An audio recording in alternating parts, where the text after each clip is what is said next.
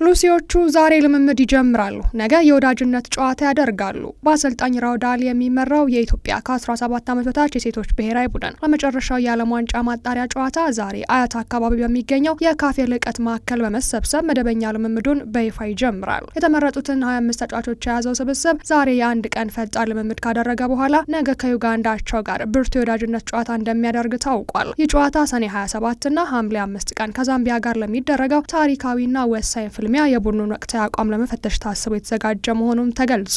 ይሁን እንጂ የነገው ጨዋታ ውጤት ወደ ጎን አቁመን እንደ ሁልጊዜም ከውጤት ባሻገር ያለውን ተቋማዊና ታክቲካዊ እውነት ስንመለከት ይህ ጨዋታ በስፖርቱ ማህበረሰብ ዘንድ ከፍተኛ መነጋገሪያ አጀንዳ ሆኗል። ለመሆኑ ብዙዎችን እያነጋገረ ያለው ስጋት ምንድን ነው? ቡድኑ ከእረፍት እንደመመለሱ መጠንና አዲስ ተጫዋቾችን ባካተተበት ሁኔታ በአንድ ቀን ልምምድ ብቻ በቀጥታ ወደ ከባድ የወዳጅነት ጨዋታ መግባቱ ነው። በርካታ የስፖርት ባለሙያዎችና አንዳንድ ወገኖች እንደሚያመላክቱት ታዳጊዎቹ በቂ አካል ብቃትና የታክቲክ መናበብ ዝግጅት ሳይኖራቸው እንዲህ አይነት ጨዋታ ማድረጋቸው ከጠቀሜታው ይልቅ ለጉዳት የመጋለጥ እድላቸውን ሊያሰፋው ይችላል የሚል ከባድ ስጋት ፈጥሯል።